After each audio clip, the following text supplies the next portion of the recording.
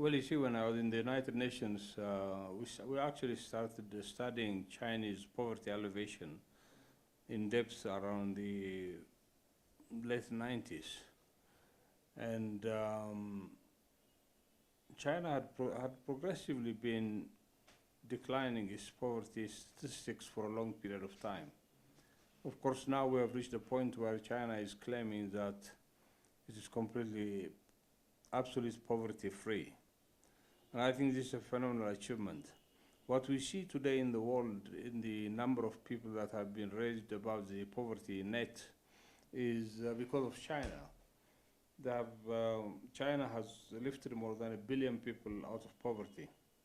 And I think it's a major success globally for the improvement of standards of living of people. Yeah, when you talk about incidence of poverty, you're talking about the economic income of people.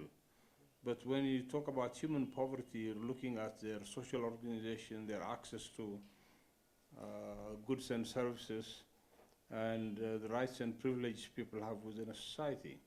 So China has achieved this by, besides developing its economy on one side, it has also lifted poverty, the hundreds of millions out of poverty, with much effort. And this was a combination of the economic transformation, the participation of the private sector, the government policies, strategies, the commitment from the government, resources that were put in by the government into poverty alleviation, but also the transition from rural economy into an urban economy also has contributed a lot.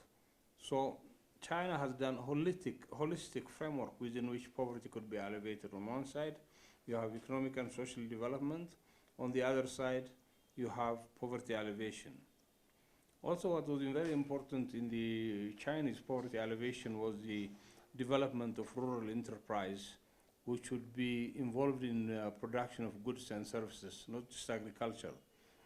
The mainstay of the poverty alleviation program was the improvement in agriculture, but the second stage was transforming this agricultural produce into industrial products.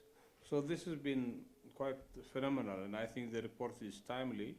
And President Xi has said very successfully that China has now finally seen poverty behind it. At the expense of developing populations? Actually, in my lecture recently, and I've written a paper on this, on the issue of what the South African president called vaccine apartheid, and most people are calling it vaccine colonialism. In a sense, the rich countries have bought enough vaccines for their population. Some of them actually more vaccines than their population would need.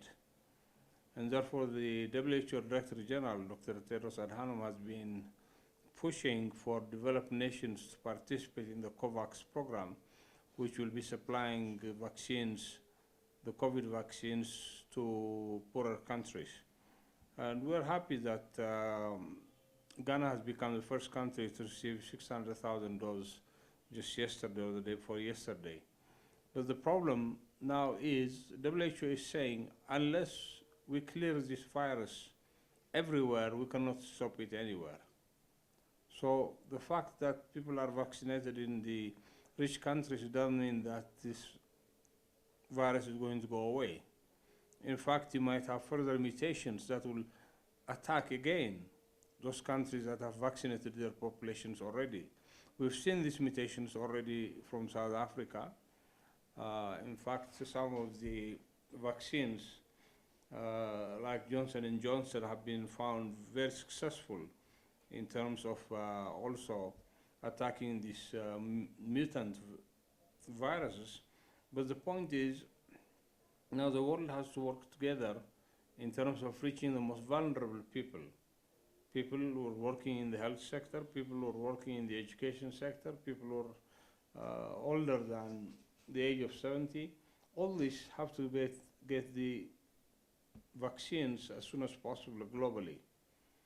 And then once we save lives and we stop a kind of transmission, especially within health workers, then we can say that we can take time to vaccinate the rest of the world population, especially young people, or not vulnerable to this virus.